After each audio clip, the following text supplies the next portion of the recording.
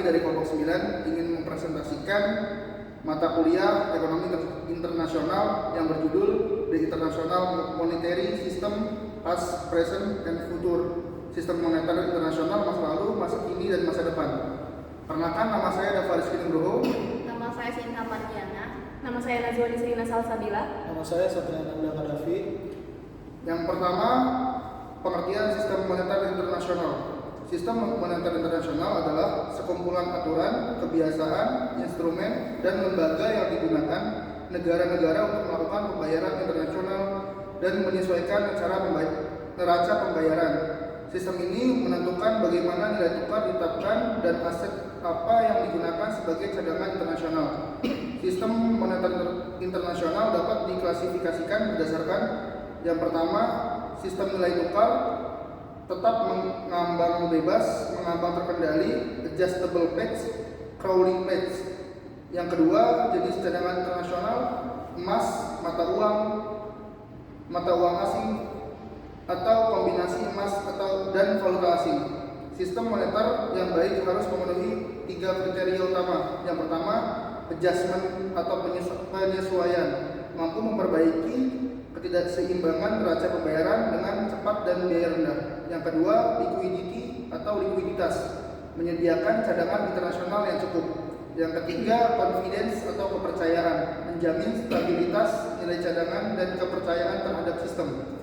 Yang kedua, the gold standard and the interwar experience, sistem standar emas pada tahun 1880 sampai 1914. Pada masa standar emas, setiap negara menetapkan nilai mata uangnya berdasarkan kandungan emas. Nilai tukar bersifat tetap disebut mean parity dan hanya boleh berfluktuasi dalam batas sempit yang disebut gold coins.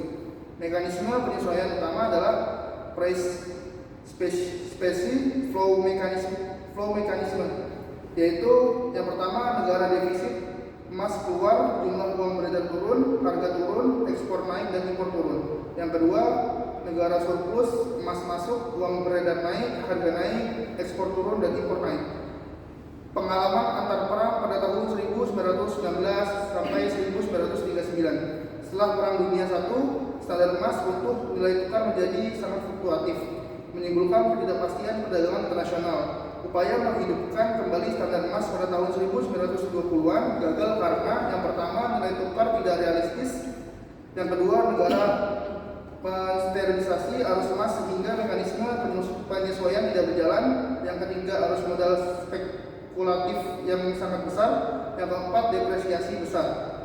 Akibatnya yang terjadi adalah yang pertama, devaluasi kompetitif antar negara. Yang kedua, proteksionisme perdagangan, contohnya tarif smooth Hawley AS. Yang ketiga, perdagangan internasional turun drastis. Selanjutnya di sini ada the Bretton Woods System. Pembentukan dan prinsip Bretton Woods. Sistem Bretton Woods dibentuk pada tahun 1944 dan mulai berjalan efektif pada tahun 1947 dengan tujuan menciptakan stabilitas moneter internasional pasca perang. Ciri utama sistem ini, yang pertama, dolar Amerika Serikat dikaitkan dengan emas 35 dolar per ounce. Yang kedua, mata uang negara lain dipatok terhadap dolar Amerika Serikat. Yang ketiga, nilai tukar boleh berfluktuasi kurang lebih 1%. Keempat, dibentuk International Monetary Fund atau IMF untuk mengawasi sistem moneter internasional, memberikan pinjaman jangka pendek bagi negara defisit. Sistem ini disebut gold exchange standar karena emas dan dolar digunakan sebagai cadangan internasional. Selanjutnya di sini mekanisme pinjaman IMF. Pinjaman IMF dibagi menjadi gold tranche, itu pinjaman awal tanpa syarat berat. Kedua, kredit tranche atau pinjaman lanjutan dengan syarat kebijakan ekonomi. Ketiga, super gold tranche, jika cadangan IMF atas mata uang negara tersebut rendah. IMF juga memperkenalkan special drawing rights sebagai cadangan internasional buatan. Terus AS, Branch of Payment Defense and Chamber of the Bretton Woods System. Penyebab defisit AS. Setelah 1958, AS mengalami defisit besar karena arus investasi ke luar negeri. Kedua, inflasi tinggi akibat perang Vietnam. Ketiga, surplus perdagangan AS hilang. Defisit biaya dengan dolar menyebabkan cadangan dolar di luar negeri meningkat tajam. Kedua, cadangan emas AS menurun drastis. Ketiga, kepercayaan terhadap dolar melemah. Runtuhnya sistem Bretton Woods. Puncaknya terjadi pada 15 Agustus 1971. AS menghentikan konvertibilitas dolar ke emas. Upaya penyelamatan melalui Symptoms Agreement 1971 gagal. Pada 1973, sistem nilai tukar tetap resmi berakhir dan dunia beralih ke Managed Floating Exchange Rate System. Penyebab utama runtuhnya Bretton Woods: yang pertama, masalah likuiditas internasional. Kedua, kegagalan mekanisme penyesuaian. Ketiga, hilangnya kepercayaan terhadap dolar. Yang terakhir, problems with present exchange rate arrangement. Pengaturan nilai tukar yang berlaku saat ini, yaitu sistem nilai tukar mengambang terkelola, masih menghadapi berbagai permasalahan. Salah satu masalah utamanya adalah tingginya volatilitas nilai tukar yang seringkali tidak sepenuhnya mencerminkan kondisi fundamental ekonomi suatu negara. Fluktuasi yang tajam ini dapat menimbulkan ketidakpastian bagi pelaku perdagangan dan investor internasional. Ketidakstabilan nilai tukar dapat meningkatkan risiko transaksi internasional dan menambah biaya lindung atau hedging. Perusahaan menjadi sulit merencanakan harga, biaya, dan keuntungan dalam jangka menengah maupun panjang. Akibatnya, perdagangan dan investasi internasional berpotensi terhambat. Selanjutnya, kelompok kami akan melakukan review jurnal. Yang pertama yaitu ada yang berjudul Going Dutch Monetary Policy in the Netherlands during the Interwar Gold Standard 1925 sampai 1936. Abstraknya menjelaskan bahwa penelitian ini bertujuan untuk pengelolaan kebijakan moneter sehari-hari di Belanda antara tahun 1925 dan 1936, mengungkapkan bahwa para pemimpin kebijakan dan bank sentral bersedia dan mampu menyimpang dari jalur kebijakan moneter yang ditetapkan oleh negara lain. Sambil tetap berada di dalam blok emas, Belanda menjalankan kebijakan moneter independen sambil tetap menggunakan emas berkat cadangan emas yang melimpah dari bank sentralnya. Bank sentral meredam spekulasi terhadap Wilder dengan memanfaatkan pengaruh kebijakan domestik dan reputasi internasional mereka untuk membatasi mobilitas modal, namun mempertahankan paritas pra-perang hingga runtuhnya standar emas pada September 1936 memiliki konsekuensi. Perbandingan internasional dan analisis kontrafaktual kami menunjukkan bahwa para pejabat Belanda akan menghindari semakin dalamnya depresiasi besar dengan meninggalkan emas bersama Inggris pada tahun 1921. Yang kedua, ada metodologi. Metodologi pada penelitian ini adalah bersifat historis dan analitis dengan meminasikan pendekatan kualitatif dan kuantitatif. Penulis memanfaatkan sumber aset historis The Netherlands Bank, termasuk dokumen kebijakan dan korespondensi internal untuk memahami proses pengambilan keputusan kebijakan moneter. Selain itu, penelitian ini juga menggunakan data makroekonomi historis seperti suku bunga, nilai tukar, dan cadangan emas untuk menganalisis dinamika kebijakan moneter secara empiris. Analisis kontrafaktual digunakan untuk membandingkan kondisi ekonomi aktual dengan skenario alternatif jika Belanda mengikuti Inggris keluar dari standar emas pada tahun 1931, sehingga memberikan gambaran mengenai biaya ekonomi dari pilihan kebijakan yang diambil. Yang ketiga, ada hasil penelitian. Hasil penelitian pada jurnal ini adalah Belanda mampu mempertahankan tingkat independensi kebijakan moneter melalui pengelolaan suku bunga dan pembatasan aliran modal. Akan tetapi, kebijakan mempertahankan standar emas terlalu lama menyebabkan tekanan deflasi dan memperlambat pemulihan ekonomi Belanda selama depresiasi besar. Dibandingkan negara lain yang lebih cepat keluar dari standar emas, Belanda mengalami dampak kritis krisis yang lebih berat. Yang keempat, ada kesimpulan. Kesimpulan pada jurnal ini adalah menegaskan bahwa meskipun standar emas tidak sepenuhnya menghilangkan ruang kebijakan moneter, mempertahankan sistem tersebut terlalu lama menimbulkan biaya ekonomi yang besar. Penelitian ini menimbulkan bahwa keputusan keluar lebih awal dari standar emas berpotensi memberikan hasil ekonomi yang lebih baik bagi Belanda, sekaligus memperkaya pemahaman tentang keterbatasan dan konsekuensi kebijakan moneter dalam sistem nilai tukar tetap. Selanjutnya, review jurnal pribadi dengan judul Toward a Global Social Contract for Trade, a Rawlsian Approach to Blockchain System Design and Responsible Trade Facilitation in the New Bretton Woods Era.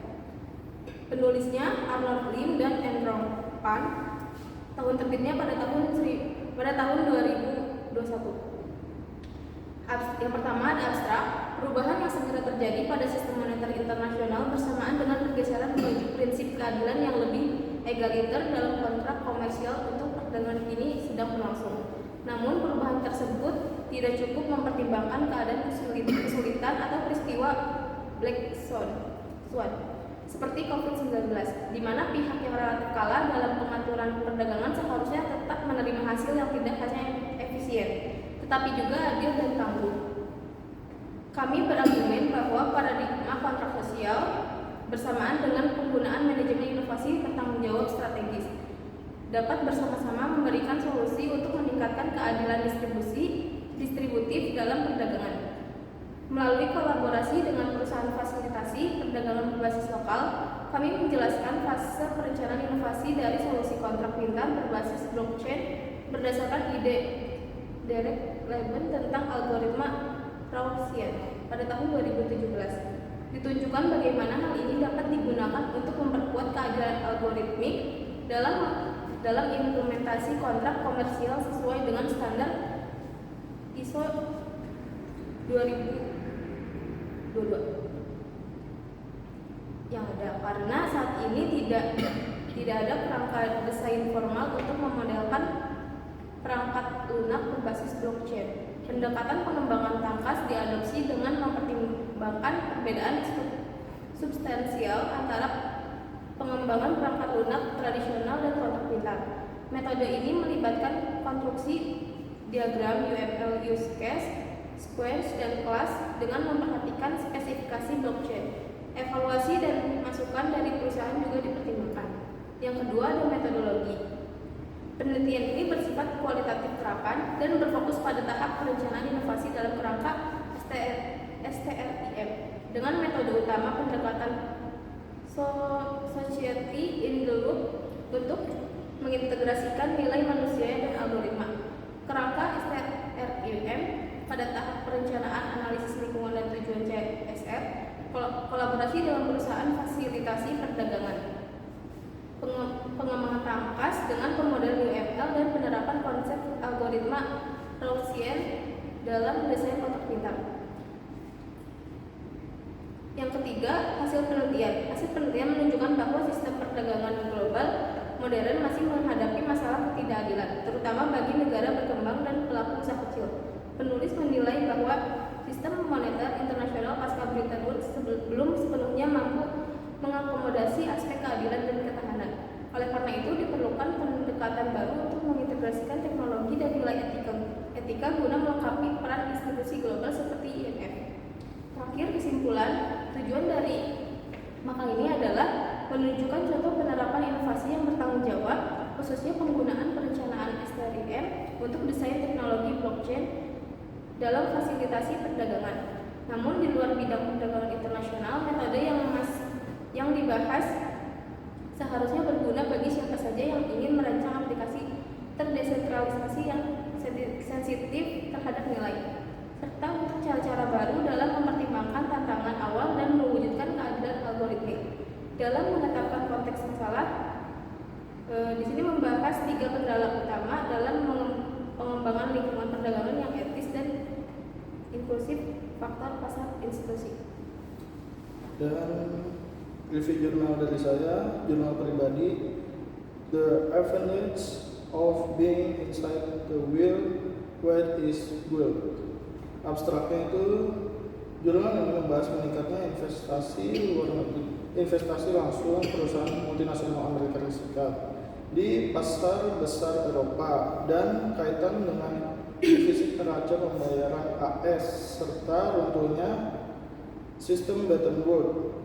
Arus FDI ke Eropa memperbesar tekanan terhadap stabilitas moneter Amerika Serikat hingga berakhirnya konvertibilitas dolar terhadap emas pada tahun 1971. Metode penelitian ini menggunakan metode histori kuantitatif dengan memanfaatkan arus pemerintah, dokumen kebijakan ekonomi, dan data histori terkait FDI serta neraca pembayaran Amerika Serikat. Hasil penelitian menunjukkan bahwa kebijakan pembahasan FDI tidak berjalan efektif karena bertentangan dengan kepentingan perusahaan multinasional.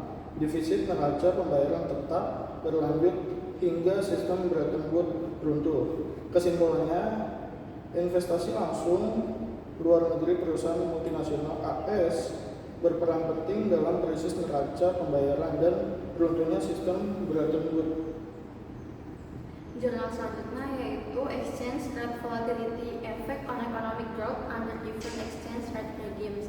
New Evidence from Emerging Countries Using Panel CS ARDL Model. Penulisnya yaitu Karim Ameziane and Bojra Ben Yaakov. Abstraknya yaitu jurnal ini menganalisis dampak volatilitas nilai tukar terhadap pertumbuhan ekonomi di bawah berbagai rezim nilai tukar. Secara empiris, studi ini menguji isu tersebut pada 14 negara berkembang dari tahun 1990 hingga 2020. Pendekatan utama melibatkan penggunaan model Gauge untuk menghasilkan varian bersyarat sebagai proksi volatilitas nilai tukar. Selanjutnya, model panel CSARDL ditetapkan untuk menganalisis efek jangka pendek dan panjang dari volatilitas ini terhadap pertumbuhan ekonomi. Temuan utama menunjukkan bahwa volatilitas nilai tukar secara umum merugikan pertumbuhan ekonomi negara-negara berkembang, baik secara langsung maupun tidak langsung. Namun, efek ini cenderung lebih terkendali di negara-negara yang mengadopsi rezim nilai tukar menengah yang mampu mengurangi dampak langsung volatilitas. Selain itu, uji non-kausalitas Granger-Dumitrescu dan Worlin digunakan untuk mengeksplorasi efek tidak langsung melalui saluran penentu lainnya.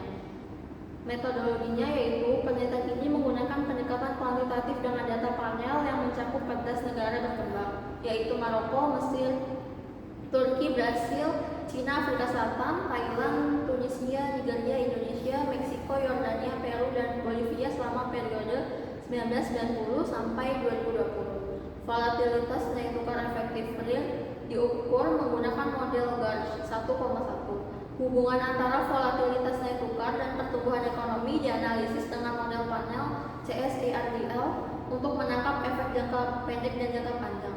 Variabel kontrol yang digunakan meliputi inflasi, keterbukaan perdagangan, investasi asing langsung, utang luar negeri, dan perkembangan sistem keuangan. Rezim nilai tukar diklasifikasikan menjadi rezim tetap, menengah, dan mengambang. Hasil penelitiannya yaitu hasil estimasi menunjukkan bahwa volatilitas nilai tukar memiliki pengaruh negatif yang signifikan terhadap pertumbuhan ekonomi di negara-negara berkembang. Dampak negatif tersebut terjadi baik secara langsung maupun melalui variabel-variabel penentu pertumbuhan ekonomi seperti inflasi dan investasi. Ketika ditinjau berdasarkan rezim nilai tukar, ditemukan bahwa negara yang menerapkan rezim nilai tukar menengah mengalami dampak negatif volatilitas nilai tukar yang lebih kecil dibandingkan negara dengan rezim tetap dan mengambang. Hal ini menunjukkan bahwa rezim nilai tukar menengah lebih mampu meredam ketidakpastian nilai tukar dan menjaga stabilitas makroekonomi. Kesimpulan dari jurnal ini yaitu jurnal ini menyimpulkan bahwa volatilitas nilai tukar merupakan faktor yang menghambat pertumbuhan ekonomi di negara-negara berkembang. Namun, besaran dampak tersebut sangat dipengaruhi oleh rezim nilai tukar yang diterapkan. Rezim nilai tukar menengah terbukti paling efektif dalam mengurangi dampak negatif volatilitas nilai tukar terhadap pertumbuhan ekonomi. Oleh karena itu, pemilihan rezim nilai tukar yang tepat menjadi instrumen kebijakan penting bagi negara-negara berkembang dalam mendorong pertumbuhan ekonomi yang stabil dan berkelanjutan. Sekian presentasi dari kami, kurang lebih mohon maaf. Wassalamualaikum warahmatullahi wabarakatuh.